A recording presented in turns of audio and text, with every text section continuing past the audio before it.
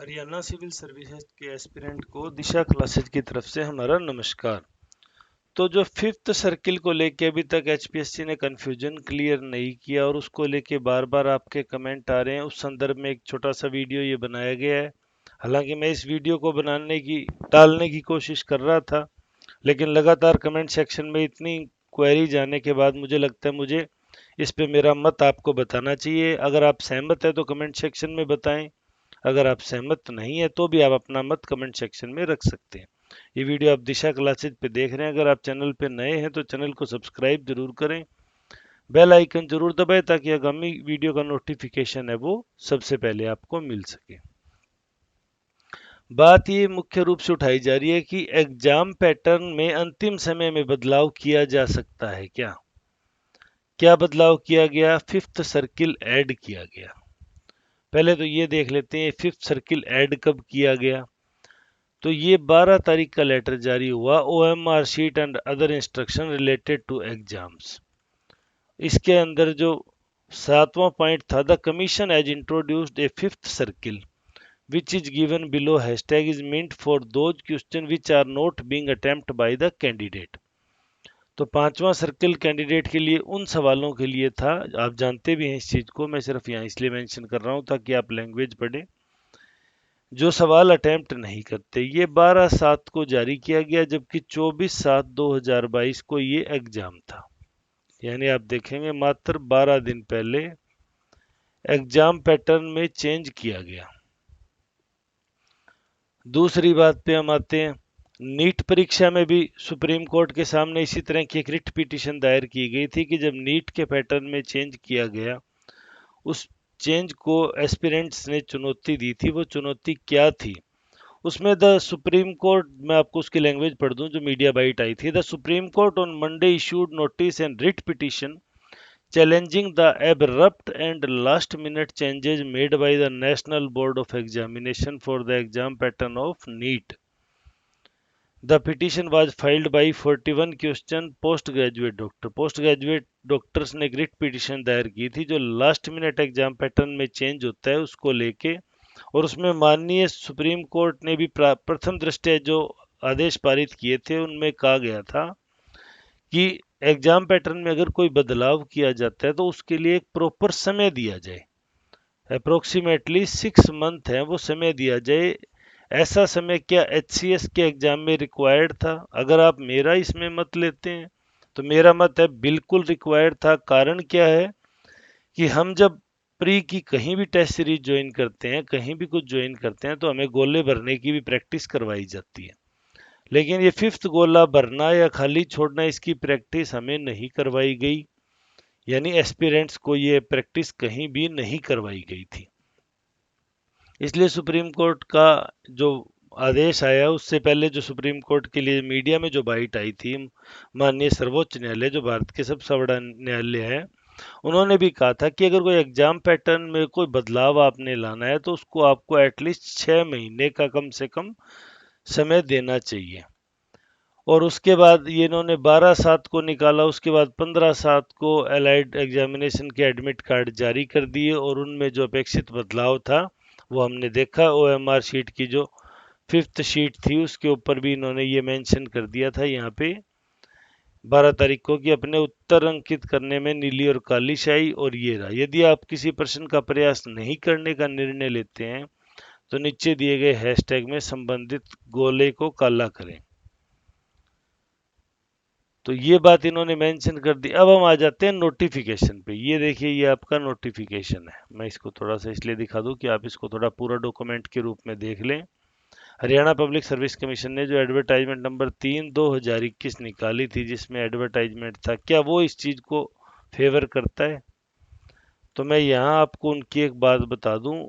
9th point था plan of examination. आप एक एक चीज को ध्यान से समझिए तो आप समझेंगे एचपीएससी किस चीज को लेके लीड कर गया, गेम मतलब जीत में रह जाता है। अगर एचपीएससी के खिलाफ कोर्ट में जाते हैं तो वो कहाँ डिफेंड ले सकता है? वो लेता है कि preliminary exam it shall be comprise of 2 paper.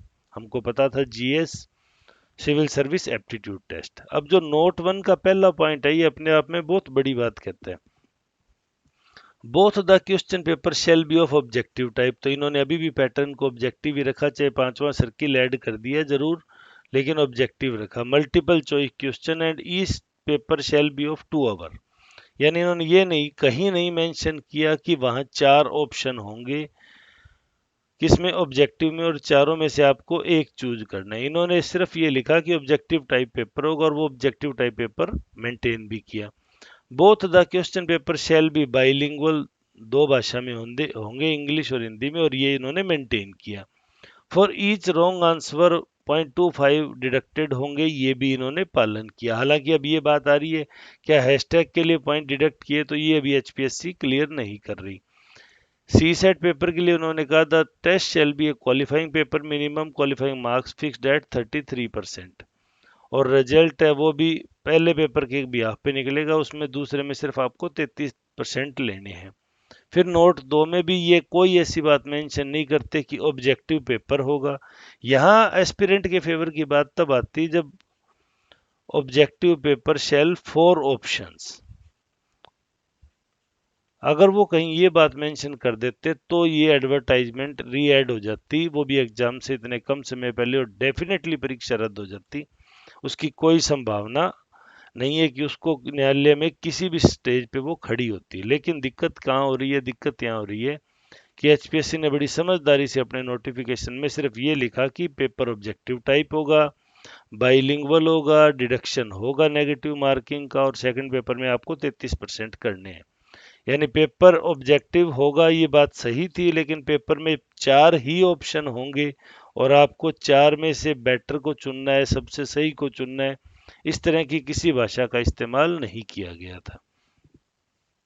ये बातें मैंने आपको समझाई है फैक्चुअल ग्राउंड पे कि कोर्ट में किस तरह का मामला होता है, लेकिन चूंकि बदलाव नीट परीक्षा में भी किया गया था, और इसको लेके जब सुप्रीम कोर्ट में रिट पिटीशन पहुंची, तो माननीय सर्वोच्च न्यायालय ने छात्र हित में उसको स्वीकार भी किया, सुनवाई भी की। तो क्या ऐसा एचसीएस के मामले में हो सकता है? यहाँ मेरा आपको जवाब होगा बिल्कुल हो सकता है, लेकिन वो हो सकता है जब आप सर्विस मैटर के कोई सीनियर एडवोकेट को हायर करते हैं, जो भी इस मामले में कोर्ट की प्रोसीडिंग करना चाहते हैं।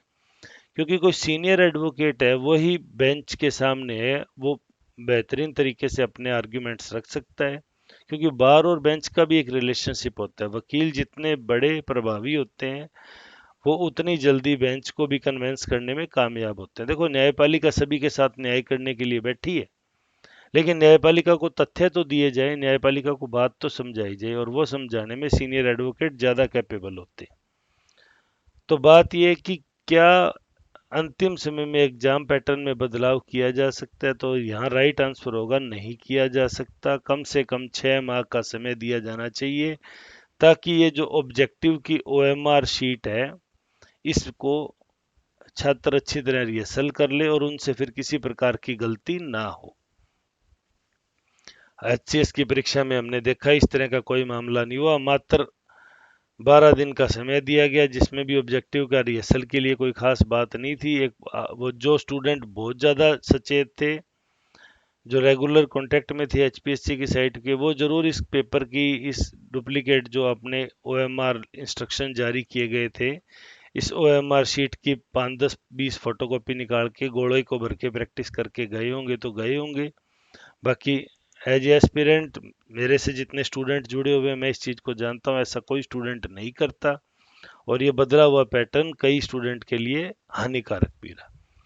तो देखते हैं इस मामले में क्या होता है। क्या ये मामला हाई कोर्ट और उच्च सुप्रीम कोर्ट तक जाता है? क्या सुप्रीम कोर्ट छात्र हित में या एचपीएससी के हित में क्या डिसीजन लेता है? क्या भर्ती प्रक्रिया सिरे चढ़ती है? तो इस पे हम डिस्कशन करते रहेंगे। अगर आप चैनल पे नए हैं तो चैनल को सब्सक्राइब जरूर करें, बेल आइकन जरूर दबाएं, ताकि आपको आगामी वीडियो का नोटिफिकेशन मिल सके। वीडियो में अंत तक जुड़े रहने के लिए धन्यवाद। शुभ रात्रि।